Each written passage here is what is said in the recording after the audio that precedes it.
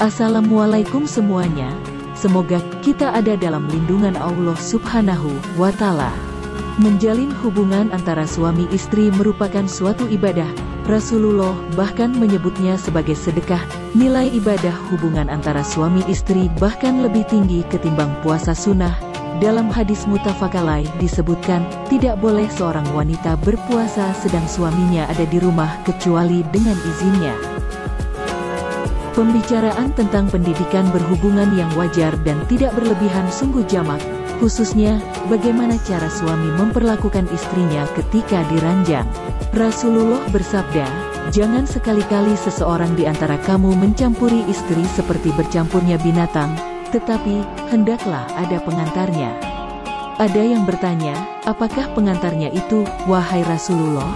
Beliau menjawab, ciuman dan perkataan. Hari Abu Mansur dan Ad-Dailami dalam Musnad Al-Firdaus dari hadis Anas. Ada 3 perkara yang termasuk kelemahan laki-laki, lantas Nabi menyebutkan, di antaranya, dia mendekati istrinya dan langsung mencampurinya sebelum mencumbu dan merayunya. Dia pun menyelesaikan hajatnya sebelum istrinya menyelesaikan hajatnya, merasa puas.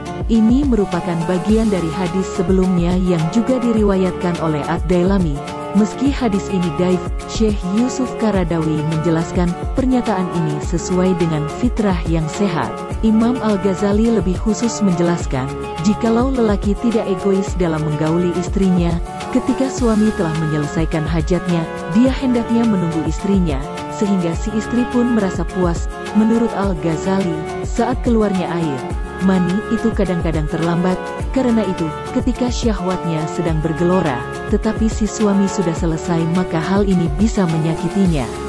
Pada waktu keluarnya air yang tidak sama itu dapat menimbulkan perkara di antara mereka, apabila suami lebih dahulu mengeluarkan airnya, spermanya. Apabila waktu keluarnya air, sperma dan ovum, itu bersamaan, hal itu lebih nikmat baginya. Al-Ghazali berpesan agar suami jangan sibuk memperhatikan kepentingan dirinya sendiri. Menurut dia, istri kadang merasa malu. Ibnu Qayyim Al-Jauzi menjelaskan dalam kitabnya Adul Ma'ad fi Hadi Khairil Ibad. Menurut Ibnu Qayyim, petunjuk Rasulullah dalam masalah jimat adalah yang paling sempurna, dapat memelihara kesehatan, menyempurnakan kenikmatan, menyenangkan perasaan, dan mencapai tujuan.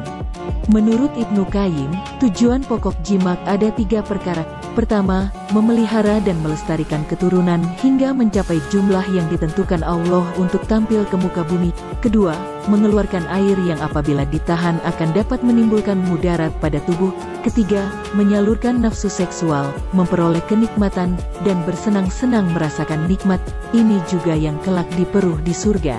Hal yang tak kalah penting, kata Ibnu Qayyim, jimat mampu menjaga pandangan, menahan nafsu, dan dapat mengendalikan diri dari perbuatan haram, zina.